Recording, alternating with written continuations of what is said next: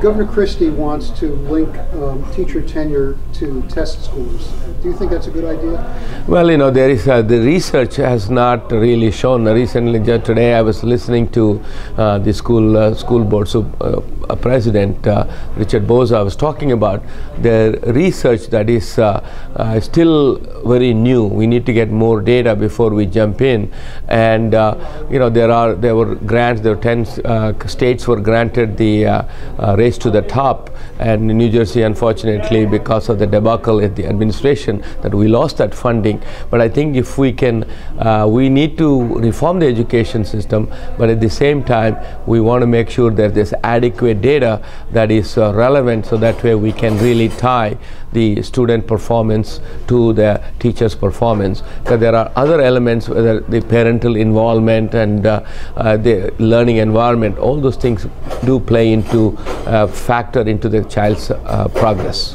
There's a lot of stakeholders and special interests in education. How do we bring them all together?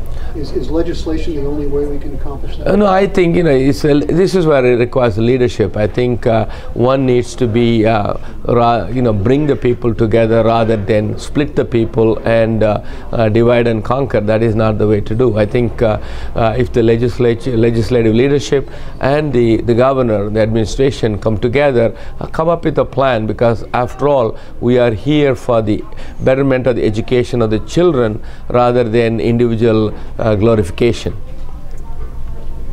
Moving on to the budget.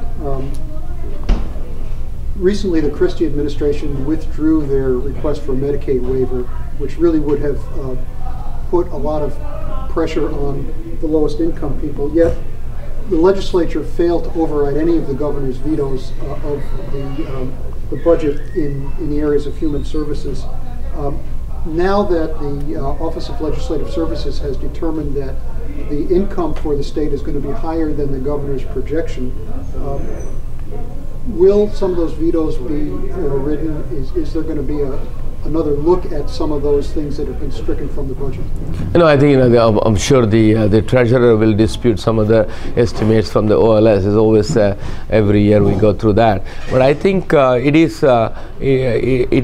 behooves upon the Republican leadership that they should look at when the governor is not right.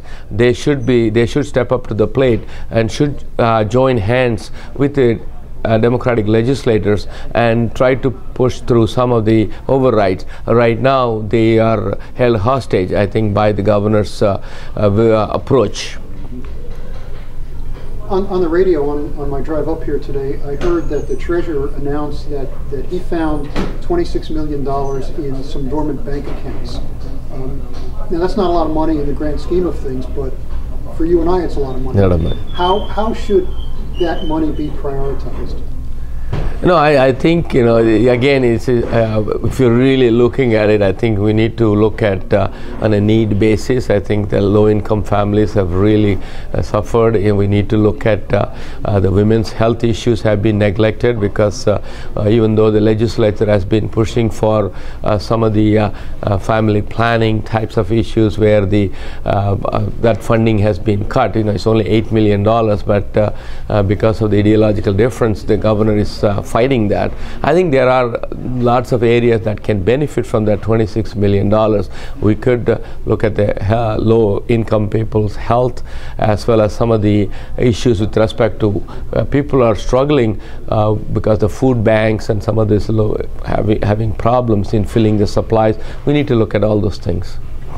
And also legal aid services is one area where people who are, whether they're losing their homes and they need to have the help, and these legal aid services have been cut in the sense that they have not kept up with the cost of inflation, so they are not able to provide adequate services. They are turning away some poor residents. In the area of jobs, New Jersey's unemployment rate is higher than the national average. What can we as a state do to promote jobs in New Jersey? I think the governor talks about cut the budget, but I think we also think about we need to come up with a long-term plan to invest in the economy so that way we can grow the jobs, and we need to think about green energy and sustainable energy that creates a lot of opportunities. We also need to look at some of the housing, because housing is one of the reasons why we have such a real problem with our economy. I think housing needs to be looked at, and also New Jersey has being located between New York City and Philadelphia, and also with fine universities like Rutgers University, NJIT, and UMD-NJ, and Princeton University. We provide the highest talented, skilled workforce, and that can be really can attract a lot of people from companies to move into New Jersey.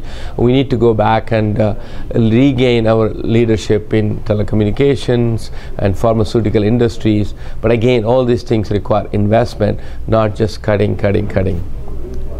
In New York State, they just passed a law that allows same-sex marriage, and they did it with the help of Republicans. A similar law failed in New Jersey. Senator Weinberg may reintroduce a marriage equality law in the next session.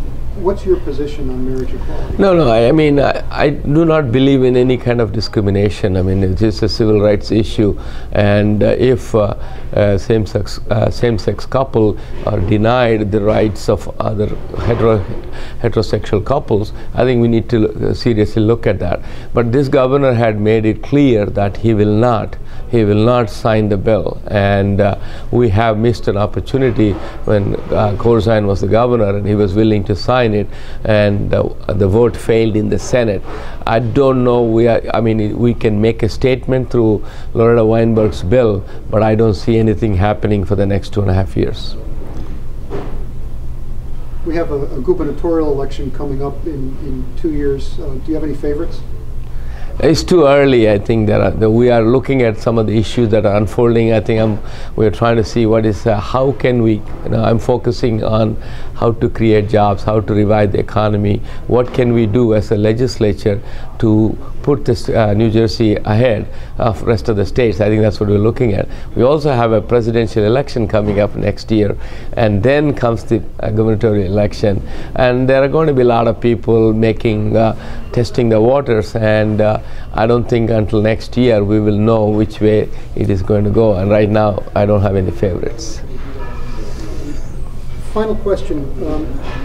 What are the important areas that you think the legislature should attack next year that maybe haven't gotten as much attention this year?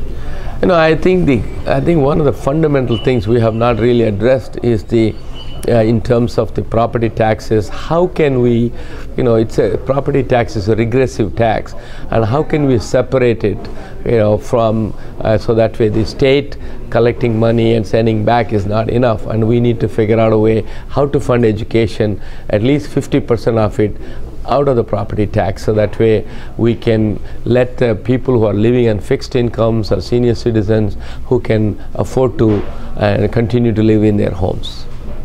Assemblyman Chivukula, thank you very much.